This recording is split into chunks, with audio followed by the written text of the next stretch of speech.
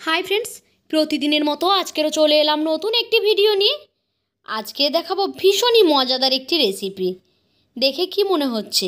একদম মাছ।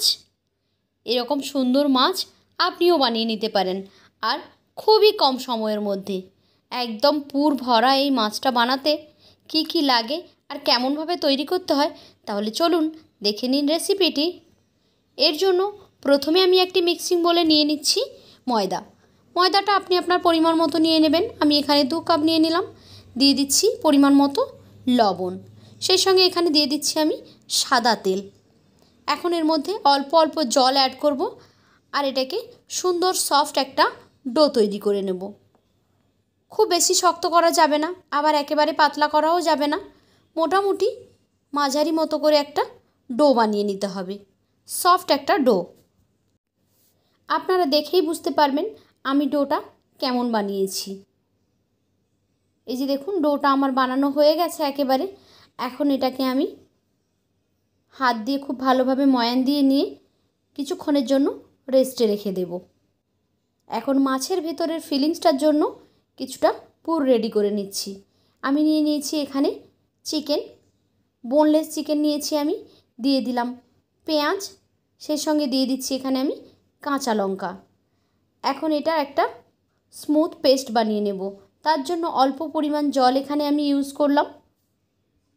এখন একটা পেস্ট বানিয়ে নিচ্ছি।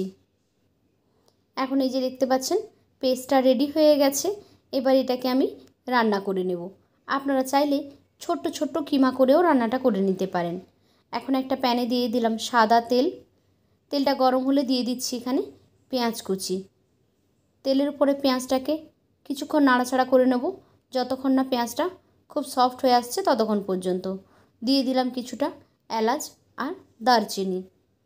এখন দিয়ে দিচ্ছি 1 চামচ আদা রসুনের বাটা। আদা রসুনের কাঁচা গন্ধটা চলে যাওয়া পর্যন্ত একটু নেড়ে চেড়ে নিলাম, যাতে মশলাটা পুড়ে না যায়। তাই এখানে অল্প একটু জল দিয়েছি। দিয়ে দিলাম 1 চামচ হলুদ গুঁড়ো। আমি এখানে কাঁচা লঙ্কা ইউজ করেছি, তাই আর লঙ্কা দিলাম না। দিয়ে দিলাম স্বাদ অনুযায়ী লবণ।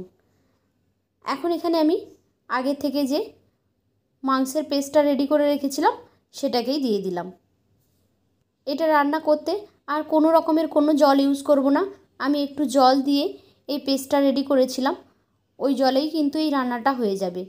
কন্টিনিউ আপনাকে নাড়াচাড়া করে যেতে হবে। দেখুন, এর থেকে কিন্তু জল বেরিয়ে গেছে। এই জলটা মোটামুটি আমাদের শুকিয়ে দিতে হবে, শুকনো শুকনো হয়ে যাবে, ততক্ষণ পর্যন্ত এটাকে রান্না করে নেব। এখন দেখুন ড্রাই হয়ে গেছে, আমি গ্যাসটা বন্ধ করে দিচ্ছি। এবার আমি যে ডোটা রেডি করে রেখেছিলাম সেখান থেকে অল্প অল্প করে ডো নিয়ে হাতে একটু লম্বাটে শেপ দিয়ে নিচ্ছি। একবার আপনারা দেখে নিন ভালো করে, তাহলে খুব ভালোভাবে বুঝতে পারবেন। অল্প অল্প ডো নিয়ে হাতে এভাবে একটু একটু লম্বা করে দিচ্ছি। শেপটা দেখতে পাচ্ছেন? আমি এখানে একটা মাছ আগে তৈরি করে নিয়েছি, আপনাদেরকে দেখিয়ে দিচ্ছি। ফ্ল্যাট করে নেওয়ার পরে ময়দাটা এখানে দেখুন আমি একটা চামচ দিয়ে এভাবে দাগ করে নিয়েছি, মাছের গায়ে যেভাবে দাগ থাকে সেরকম। এখন এই ফ্ল্যাট অংশটাতে দিয়ে দিচ্ছি কিমা। যেদিকে দাগটা রয়েছে সেটা কিন্তু বাইরে রয়েছে, আর অন্য সাইডে কিন্তু আমি পুরটা ভরে ফিল করে দিলাম। তারপর এভাবে চেপে দিচ্ছি। দেখুন দুটো সাইড। এগুলো তো বলে বোঝানোর কিছু নেই, আপনাকে কিন্তু দেখেই বুঝে নিতে হবে। লেজের দিকটা আমি একটু ফ্ল্যাট করে দিচ্ছি, আর মাথার কাছে দেখুন দুটো চোখ বানিয়ে নিলাম আমি। চোখটা এখানে কালো জিরে দিয়ে দিয়েছি। তারপর এইভাবে লেজটা তৈরি করে নিচ্ছি। মাঝখান থেকে কেটে এভাবে লেজটা তৈরি করে নিলাম দেখুন। আর পুরো অংশটাতে আমি এখানে টুথপিক দিয়ে ছোট ছোট করে দাগ দিয়ে নিয়েছি। আমি দেখার সুবিধার্থে আরও একটি তৈরি করে দিচ্ছি, আপনারা যাতে ইজিলি বুঝতে পারেন কিভাবে আমি তৈরি করলাম। খুব সহজ। দেখে মনে হতে পারে অনেক কঠিন ব্যাপার, আপনি হয়তো পারবেন না, কিন্তু আপনিও যদি চেষ্টা করেন তাহলে কিন্তু আপনিও পারবেন। দেখুন লেজটাকে এভাবে প্রথমে ফ্ল্যাট করে দিলাম, আর 4 সাইডটা এভাবে সিল করে দিলাম। এখন আবারও দুটো চোখ তৈরি করে নিচ্ছি। কালো জিরেটা খুব ভালোভাবে এর মধ্যে চেপে দেবেন, না হলে এটা কিন্তু খুলে পড়ে যেতে পারে। আর সামনে যেগুলো অংশগুলো রয়েছে সেখানে এভাবে টুথপিক দিয়ে একটু তার পাখনাগুলো তৈরি করে দিচ্ছি। দেখুন, আর লেজটা মাঝখান থেকে কেটে দুটো ভাগ করে দেব, তাহলে দেখতে বেশ ভালো লাগবে। এই যে দেখুন, রেডি হয়ে গেল মাছ। সবগুলো এখানে আমি একই রকমভাবে তৈরি করে নিয়েছি। দেখুন, দেখতে কিন্তু অনেক সুন্দর লাগছে, অবিকল মাছের মতো একদম দেখতে। এখন এগুলোকে ফ্রাই করে নেব। আমি একটি কড়াই বসিয়ে দিয়েছি তেল দিয়ে। তেল গরম হলে এখানে এই মাছগুলোকে এর মধ্যে আমি ছেড়ে দিচ্ছি। হালকা ভাজা হলে একটা সাইড উল্টে দিচ্ছি। এভাবে লো টু মিডিয়াম হিটে রেখে এটাকে গোল্ডেন ব্রাউন করে ফ্রাই করে নিতে হবে। একটু নেড়ে চেড়ে ফ্রাই করে নিতে হবে সময় নিয়ে।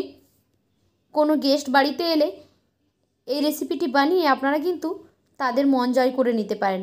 ভীষণই সুন্দর দেখতে আর খেতেও অনেক বেশি টেস্টি। তো রেডি হয়ে গেল আমাদের মাছ, পুর ভরা মাছ। তো কেমন লাগলো আপনাদের কাছে আজকের এই রেসিপি? যদি ভালো লেগে থাকে তাহলে লাইক, কমেন্ট অ্যান্ড শেয়ার করবেন। আর এই রকমই রেসিপি পেতে আমার চ্যানেলটিকে সাবস্ক্রাইব করে বেল আইকনে ক্লিক করে নোটিফিকেশান অন করে দেবেন। তাহলে যখনই আমি কোনো নতুন ভিডিও আপলোড করব, সেই ভিডিওর নোটিফিকেশান সবার আগে পৌঁছে যাবে আপনাদের ফোনে। তো আজকের মতো এই পর্যন্ত। ফিরে আসবো আগামীকাল নতুন আরও একটি ভিডিও নিয়ে। ততক্ষণ সবাই ভালো থাকুন। টাটা।